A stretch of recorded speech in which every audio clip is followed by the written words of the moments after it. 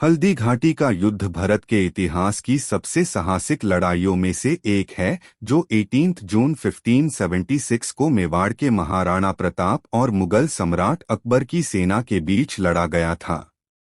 इस युद्ध की मुख्य वजह ये थी कि अकबर पूरे राजपुताना को अपने अधीन करना चाहता था और लगभग सभी राजाओं ने उसकी बात मान भी ली थी, लेकिन महाराणा प्रताप ने अपनी आज़ादी और स्वाभिमान से समझौता करने से साफ मना कर दिया था। अकबर ने उन्हें समझाने के लिए 4 अलग-अलग शांति दूत भी भेजे, लेकिन जब बात नहीं बनी तो युद्ध का रास्ता चुना गया। ये युद्ध उदयपुर के पास अरावली पहाड़ियों के बीच एक बेहद संकरे रास्ते पर लड़ा गया, जहाँ की मिट्टी का रंग पीला होने के कारण उसे हल्दी घाटी कहा जाता है। रणनीतिक रूप से ये जगह महाराणा प्रताप के लिए फेडमैंड थी, क्योंकि यहाँ मुगलों की विशाल सेना खुलकर हमला नहीं कर सकती थी।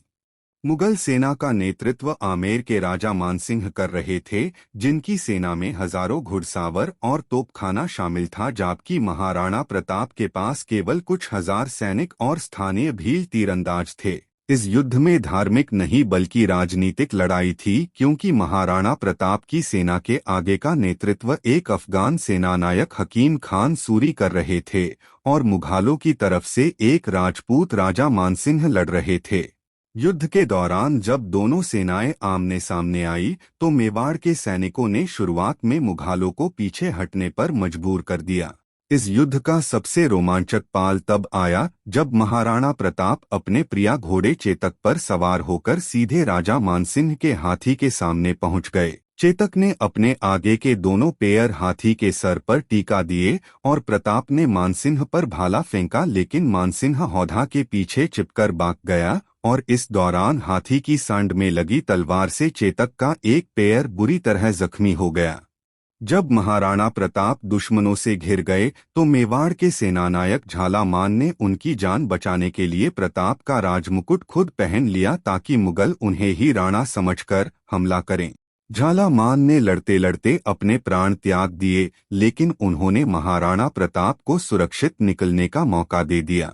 जख्मी होने के बावजूद चेतक ने अपनी पूरी जान लगाकर महाराणा प्रताप को युद्ध भूमि से दूर पहुंचाया और एक बड़ा नाला एक ही छलांग में पार करने के बाद अपने प्राण त्याग दिए, जिसकी समाधि आज भी हल्दी घाटी में बनी हुई है। युद्ध के परिणाम को लेकर इतिहासकारों में मतभेद है, क्योंकि टेक्निकल रूप से मुगलों ने मैदान जीत लिया था, लेकिन अकबर का असली मकसद महाराणा प्रताप को जिंदा या मुर्दा पकड़ना था, जिसमें वो पूरी तरह असफल रहा। युद्ध के बाद महाराणा प्रताप ने पहाड़ियों में जाकर छपमर युद्ध शुरू किया और आने वाले सालों में उन्होंने चित्तौड़गढ़ को छोड़कर अपना लगभग पूरा मेवाड़ मुगलों से वापस छीन लिया। इसीलिए ये युद्ध हमेशा वीरता और आज़ादी के संघर्ष के रूप में याद किया जाता है।